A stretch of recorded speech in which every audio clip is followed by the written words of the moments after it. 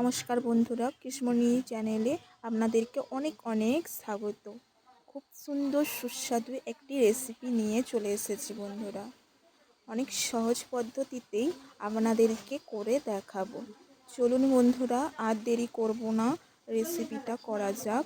আর ভালো লাগলে রান্নাটা আপনারা কমেন্ট করে জানাবেন। সব কিছু রেডি করে নিয়েছি। এবার প্যানে 2 টেবিল স্পুন ঘি দিয়ে দেব। তারপর দিয়ে দেব 1 বাটি সুজি, দিয়ে ভালো করে হালকা আঁচে ভেজে নেব। দিয়ে হালকা সুজিটা ভাজা হয়ে গিয়েছে। এবার দিয়ে দেব গুঁড়ো দুধ দিয়ে দেব 2 টেবিল স্পুন, দিয়ে ভালো করে মিক্সড করে দেব। মিক্সড হয়ে গেলে দিয়ে দেব নারকেল কোড়াটা দিয়ে দেব 4 টেবিল স্পুন, দিয়ে ভালো করে আবার নেড়ে ছেড়ে ভেজে নেব।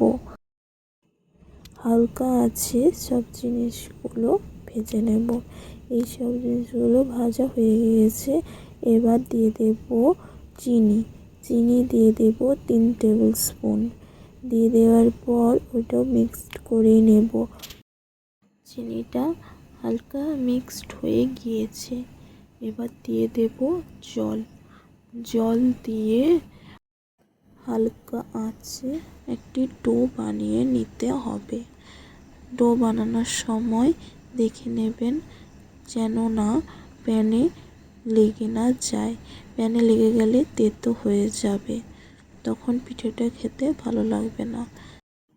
হালকা মিক্সড হয়ে গিয়েছে, আর একটু নেড়ে ছেড়ে মিক্সড করে নিতে হবে, তাহলে ডোটা বানানো হয়ে যাবে। আপনারা প্রথমেও লবণ দিতে পারেন। আমি লবণটা দিতে প্রথমে ভুলে গিয়েছিলাম, তার জন্য আমি লবণটা দিয়ে দিলাম সামান্য, দিয়ে মাখিয়ে নিলাম। আমার ডো রেডি। আমি কিছুক্ষণ রেস্টে রেখেছিলাম, তারপরে পিঠে আকারে করে নিয়েছিলাম। দিয়ে একটা ঝাড়াতে দিয়ে দিলাম সব পিঠেগুলো একে একে দিয়ে দেব।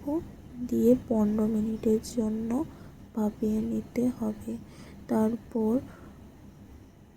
ভাপানো কমপ্লিট হয়ে গেছে। এবার একটি প্যানে 1 গ্লাস দুধ, 2 টেবিল স্পুন চিনি দিয়ে দেব। আপনারা যেমন মিষ্টি পছন্দ করেন তেমন চিনি দেবেন। আমাদের বাড়িতে সবাই কম মিষ্টি খায়, তাই অল্প চিনি দিলাম। আর দিয়ে দেব 2 টেবিল স্পুন নারকেল কোড়া।